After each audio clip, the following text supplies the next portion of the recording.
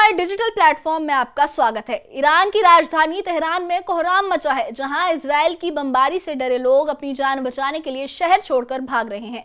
सड़कों पर गाड़ियों का ऐसा अंबार लगा है कि कई किलोमीटर लंबा ट्रैफिक जाम हो गया है। साथ ही एक और सनसनीखेज खबर सामने आई है कि इजरायल की खुफिया एजेंसी मोसाद के पूर्व चीफ ने ईरान को धमकी दी है कि अगर उसने परमाणु हथियार बनाना नहीं रोका तो अमेरिका अपने खतरनाक B-52 बॉम्बर से ईरान को तबाह कर देगा। इस वीडियो में हम आपको बताएंगे कि तेहरान में ये हालात कैसे बने, अमेरिका की क्या तैयारी है और इस युद्ध का भविष्य क्या हो सकता है। तो चलिए शुरू करते हैं। 18 जून 2025 की ताज़ा खबर ये है कि ईरान की राजधानी तेहरान में भयानक ट्रैफिक जाम लग गया है। इजरायल की लगातार बमबारी से डरे हुए लोग अपने परिवारों के साथ शहर छोड़कर भाग रहे हैं। टाइम्स ऑफ इजराइल की एक रिपोर्ट के मुताबिक तेहरान की नॉर्थ बाउंड हाईवे पर गाड़ियां रेंग रही हैं और सड़कों पर कई किलोमीटर लंबा जाम लगा है।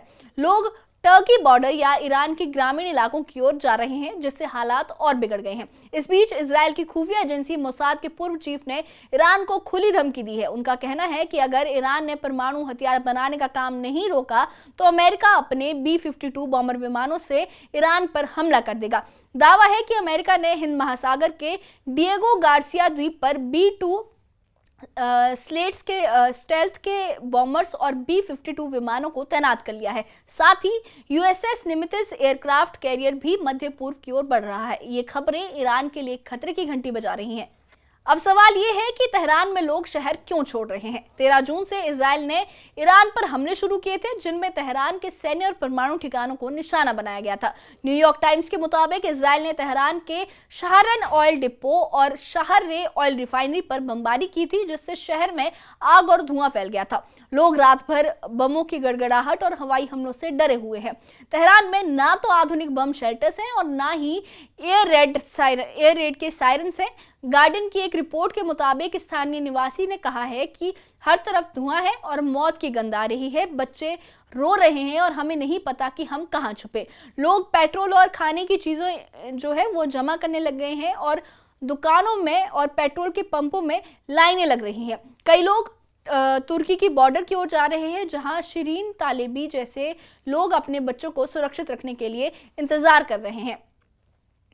इस युद्ध की शुरुआत 13 जून को हुई थी, जब इजरायल ने ईरान के परमाणु और सैन्य ठिकानों पर बड़े हमले किए। इजरायल ने तेहरान के डिफेंस मिनिस्ट्री, नतांज परमाणु प्लांट और कई ऑयल डिपो को निशाना बनाया था।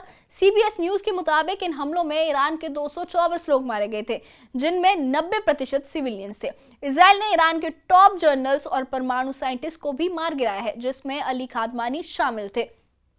ईरान ने जवाब में इजरायल पर 270 से ज्यादा बैलिस्टिक मिसाइलें और ड्रोन दागे हैं। इनमें से कुछ मिसाइलें इजरायल के आयरन डोम डिफेंस सिस्टम को चकमा देकर तेल अवीव और हाइफा में रिहायशी इलाकों को नुकसान पहुंचाने में कामयाब रही हैं। अब तक इजरायल में 24 लोग मारे गए हैं। ईरान के supreme leader Ayatollah Ali Khamenei ने कहा कि हमले का जवाब हमला होगा और हम सरेंडर नहीं करेंगे। अब बात करते हैं अमेरिका के B-52 बॉम्बर की, जिसका जिक्र मोसाद के पूर्व चीफ ने किया था।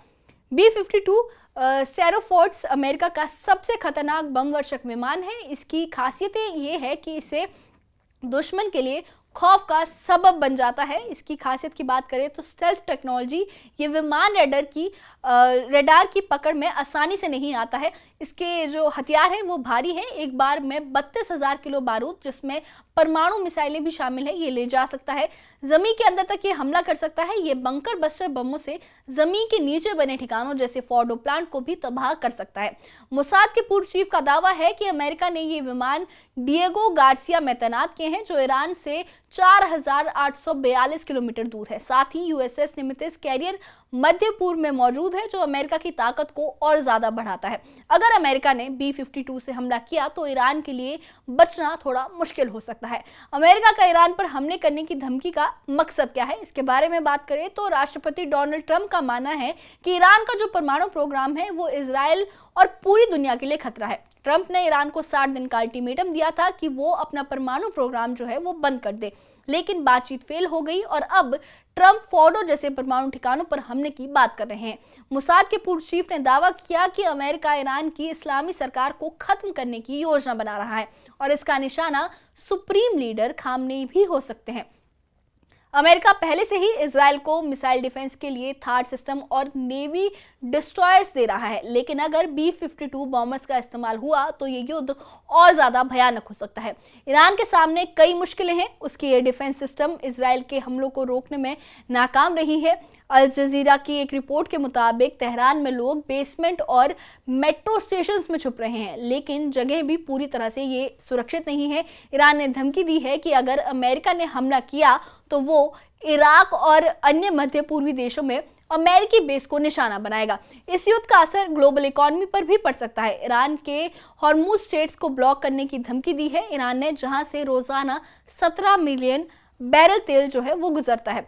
रॉयटर्स के मुताबिक क्रूड तेल की कीमतें भी बढ़ गई हैं, जिससे ये जो युद्ध है ये पूरी दुनिया के लिए एक मुश्किल बनता जा रहा है। आगे क्या होगा, इस बारे में आपका क्या कहना है, हमें कमेंट बॉक्स में अपनी राय जरूर बताएं और इस मामले से जुड़े अपडेट्स के लिए हमारे चैनल के साथ बने रहें। हमारे चैनल को सब्सक्राइब करें। शुक्रिया।